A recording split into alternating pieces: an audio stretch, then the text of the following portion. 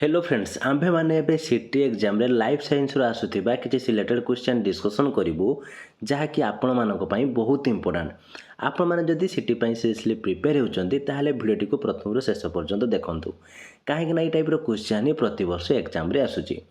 एवं आपण मानक ए वीडियो रे आपण को एक स्पेशल क्लास विषय रे कहिबी जेउथरे आपण माने जॉइन हे 100% सक्सेस पाई परिबे व आपनकर टीचर हेबा स्वप्न को मध्य पूर्ण करि परिबे। आपण मैंने जदि प्रतिदिन ये वीडियो देखा चाहते ताहले आम चैनल को सब्सक्राइब करी नोटिफिकेशन बटन को ऑन कर रखु जहाँफल नेक्स्ट वीडियो जो भी अपलोड हो आपने जानीपारे और आपन एग्जाम प्रिपरेशन हो पारे। तेज चलतु आज क्वेश्चन आंसर कौन रही डिटेल्स डिस्कसन करवा। तो फ्रेंड्स आमे मैंने पूर्व वीडियो रे 1 नंबर 30 नंबर पर्यंत समस्त क्वेश्चन डिस्कसन कर सारीचु। तो ये आम 31 नंबर पाखर बाकी क्वेश्चन डिस्कसन करूँ। आपड़ जब वीडियो को देखी ना ताहले डिस्क्रिप्शन में तार लिंक दी जाइए आपड़ से क्लिक कर देखिपारे। तेज चलतु नेक्स्ट क्वेश्चन कौन रही आज देखा जहाँकि फास्ट क्वेश्चन केतोटी आमिनो अम्ल आमे खाद्य माध्यम पाऊ 20टी 12टी 8टी 1टी राइट आंसर होउची ऑप्शन सी 8टी।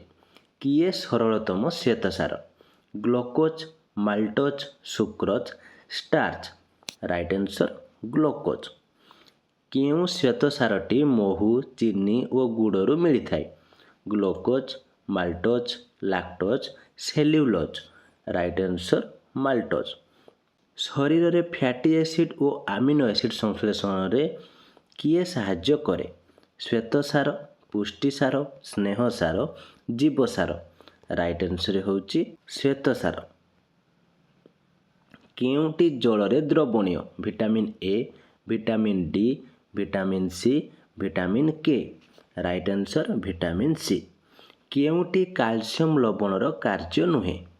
हाड़ और दांतर गठन रक्त जमाट बांधिबा मांसपेशी और हृत्पिंडर संकोचन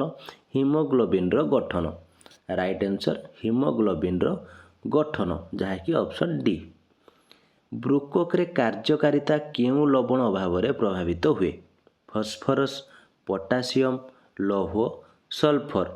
तो राइट आंसर होउची पोटासियम। शरीर मध्य विषाक्त पदार्थ को दूर करिबारे केउं खनिज लवण साहाय्य करे सल्फर तंबा दस्ता लौह राइट आंसर होउची सल्फर। नेक्स्ट क्वेश्चन देखंतु कौन रही केउं धातव लवण अभाव पेशी दुर्बलता देखा जाए सोडियम पोटासियम आयोडीन दस्ता राइट आंसर होउची सोडियम। प्रजनन ग्रंथि विकास रे केउं खनिज लवण आवश्यक लौह आयोडीन तंबा दस्ता राइट आंसर ऑप्शन डी दस्ता। विटामिन B6 रो अन्य नाम कौन pantothenic acid folic acid pyridoxine riboflavin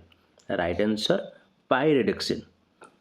next question देखो कौन रही रक्त और नुआ जीवकोश सृष्टि रे क्यों विटामिन बी आवश्यक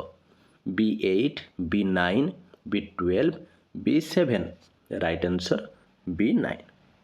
आस्कॉर्बिक एसिड क्यों विटामिन को कहा जाए B7 C B12 B8 right answer option B C. केउटी श्वेतसार अभाव जनित रोग मधुमेह kwashiorkor marasmus cretinism right answer option C marasmus. केउं विटामिन अभाव बेरी बेरी रोग हुए B1 B2 B3 B6 right answer B1। जीभरे तुंड घा क्यों विटामिन अभाव जनित रोग B2 B8 B12 B6 right answer B2। केउटी एक सबुज घर प्रभाव गैस नुहे CO CO2 SO2 PH3 right answer PH3। Next question देखंतु कौन रही किए अम्ल बसा कराइबारे सहायक हुए PH3 H2S SO2 NH3 तार राइट आंसर होउची SO2। तो फ्रेंड्स आपण माने जदि कम समय भितर अधिक प्रिपरेशन होई सक्सेस पाइबा चाहूचंदी ताहले आपण माने हमर स्पेशल क्लास रे जॉइन करि परिबे जेउथरे आपण माननकु syllabus wise class study material free PDF previous year question सह व्हाट्सएप सपोर्ट मिल जिवो और आपन को यह लाइफ टाइम एक्सेस मध्ये रहइबो जा फल रे सिटी एग्जाम रे 100% सक्सेस पाई आपनकर टीचर हेबा स्वप्न को पूर्ण करि परिबे क्लास रे जॉइन होकु चाहुथिले डिस्क्रिप्शन रे देइथिबा जॉइन लिंक रे क्लिक करंतु किंबा देइथिबा व्हाट्सएप नंबर रे जॉइन लेखि मेसेज करंतु तेबे चालंतु एबे आमे क्वेश्चन ऊपर को जिबा हइजा रोगर कारक किए भिब्रियो कोलेरी टाइपोरबोसवालिसस Plasmodium vivax Mycobacterium tuberculosis right answer होउची भिब्रियो कोलेरी केउ रोगरे रोगीर यकृत ओ प्लीहा बढ़ी जाए फालेरिया मलेरिया जख्मा पोलियो राइट आंसर मलेरिया केउ रोगरे रोगीर फुसफुस आक्रांत हुए जख्मा कुष्ठ पोलियो आंतरिक ज्वर राइट आंसर ऑप्शन ए जख्मा नेक्स्ट क्वेश्चन देखंतु मनुष्य पर्वर नाम कौन स्तन्यपायी Chordata primate sapiens right answer Chordata अग्नाशयरू दिन को केते रस क्षरित हुए 800 रु 1000 मिलीलीटर 500 रु 1000 मिलीलीटर 700 रु 1000 मिलीलीटर 300 रु 1000 मिलीलीटर तार राइट आंसर होउची 800 रु 1000 मिलीलीटर पाकस्थली केउठारे अवस्थित मध्य छदार ठीक ऊपर को उदरर बाम पटे मध्य छदार ठीक तल को उदरर डाहाण पटे मध्य छदार ठीक तल को उदरर बाम पटे मध्य छदार ठीक ऊपर को उदरर डाहाण पटे तो यार राइट आंसर होउची मध्य छदार ठीक तल को उदररु बाम पटे तो यार राइट आंसर होउची ऑप्शन सी मध्य छदार ठीक तल को उदरर बाम पटे पाचक तंत्रर केउठारे खाद्य परिपाक क्रिया शेष होइथाय बृहदंत्र पाकस्थली यकृत क्षुद्रांत यार राइट आंसर होउची क्षुद्रांत श्वसन संस्थानर केउटी संपृक्त अंश नुहे नासापथ ग्रहणी श्वासनली श्वासनलिका राइट आंसर ऑप्शन बी ग्रहणी नेक्स्ट क्वेश्चन देखंतु कोन रहिची कोटरिका वायु रे थिबा अम्लजान केउ प्रक्रिया द्वारा रक्त को जाई थाई विसरण परिवहन विकिरण परिश्रवण राइट आंसर विसरण केउ उक्तिटी ठीक फुसफुस को फुसफुसीय शिरा देई हृत्पिंडर अंगारकाम्ल युक्त रक्त पशि आसे फुसफुस को फुसफुसीय धमनी देई हृत्पिंडर अम्लजान युक्त रक्त पशि आसे फुसफुस को फुसफुसीय शिरा देई हृत्पिंडर अम्लजान युक्त रक्त पशि आसे फुसफुस को फुसफुसीय धमनी देई हृत्पिंडर अंगारकाम्ल युक्त रक्त पशि आसे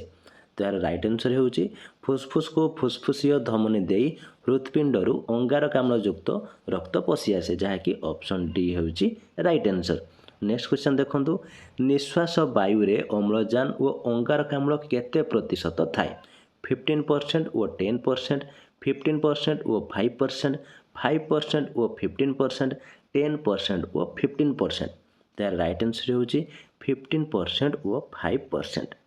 मूत्र सारणीर दैर्घ्य केते 30 रु 35 सेंटीमीटर 35 रु 40 सेंटीमीटर 25 रु 30 सेंटीमीटर 20 रु 25 सेंटीमीटर तार राइट आंसर होउची 30 रु 35 सेंटीमीटर